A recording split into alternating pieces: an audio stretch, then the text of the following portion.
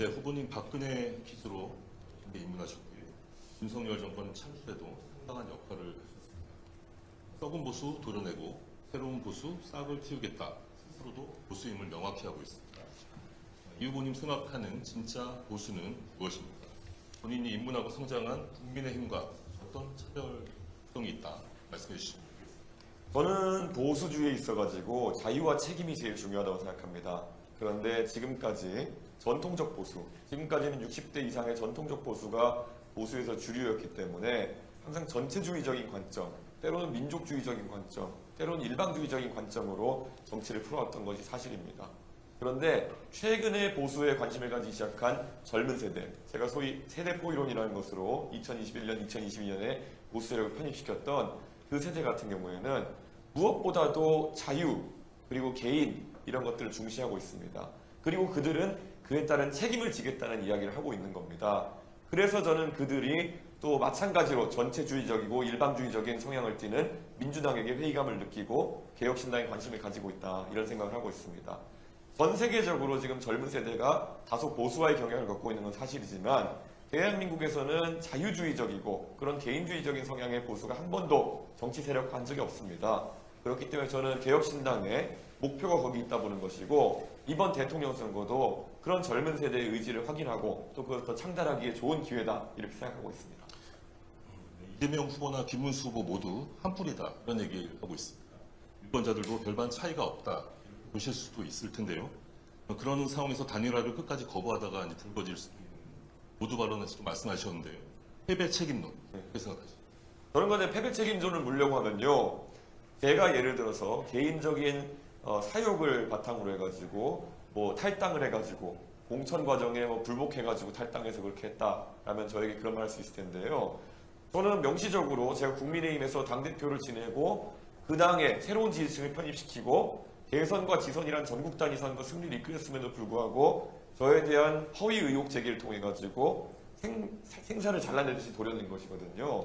저는 지금 와서 국민의힘이나 국민의힘 주변에 있는 분들이 저에게 배신자 담론이라든지 책임론을 물릴 수는 없다. 왜냐하면 그때 나갈 때도 보면요. 너무나도 등을 떠밀었어요. 그때 방송 나오는 분들 보면은 이준석이 나가면 우리 지지율이 오를 것이다. 이준석이 여성 지지율 안 나가게 묻고 있었는데 이제 여성 지지율 오를 것이다. 이런 예측까지 해가면서 등 떠밀었던 것이거든요. 그 뒤에도 저주의 언어를 계속 해왔고요. 저는 그런 상황 속에서 지금 와가지고 갑자기 태세전을 한다? 저는 그거야말로 기록에 남을 부끄러움이다. 이렇게 생각합니다. 저는 그래서 그런 배신자 담론이나 이런 것에는 전혀 기대지 않고요. 정의당의 사례를 보면은 지난번에 심상정 후보님이 나오셔가지고 한 2.3% 정도를 득표하셔가지고 0.7% 차이 대선에서 그런 어떤 비판을 좀 받으신 적이 있는데요. 정의당은 애초에 총선 때만 되면은 사실상에 제가 봤을 땐 이중대에 가까운 행보를 해왔습니다. 지역구는 민주당을 찍더라도 비례는 정의당을 찍어라 이런 식의 캠페인이 나오기도 했고요. 실제로 그런 상황 속에서 의석들을 배출하기도 했습니다. 그렇기 때문에 대선 때 정의당이 협조하지 않은 것에 대해 가지고 민주당의 유권자들이 강하게 비난할 수 있었지만은 지금의 국민의힘에 계신 의원들이나 아니면 유권자 중에 상당수는 이준석이 제발 나가라 이렇게 했던 분들입니다. 나갔더니 왜 지금 와가지고 그런 얘기 하시는지 부끄러운 줄 알아야지요. 제가 노무현 대통령의 말씀을 인용하자면은 그 말씀 꼭 드리고 싶습니다. 네, 한 가지만 더 간단히 여쭤보겠습니다. 네. 패를 떠나서 이 후보님이 끝까지 완주할 경우에는 대선 이후에 있을 보수 진영 개편에서 주도권을 잡을 수도 있다. 이런 분석도 있습니다. 지금 단일화 끝까지 거부하는 그 측면에 이런 전략이 깔려있다 이렇게 보면 되겠습니다.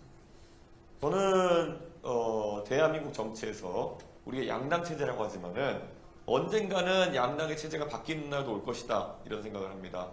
영국도 양당 체제가 정립된 나라지만은 결국 보수당과 자유당의 경쟁 속에서 노동당이 어느 순간 치고 올라와서 보수당과 노동당의 경쟁으로 재편된 것입니다. 저는 이것이 대한민국에서 가능하다 보고요.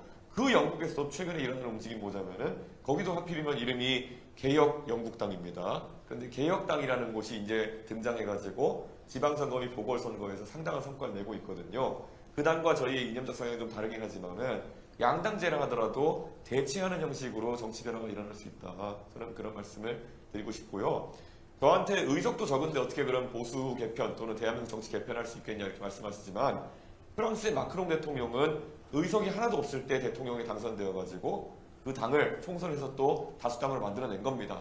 저는 프랑스 국민들의 화끈함 못지않게 대한민국 국민들의 민주주의 의식 그리고 화끈함이라면은 이번 대통령 선거를 통해 가지고 확 판을 갈아엎을 수 있다 이런 말씀드리겠습니다.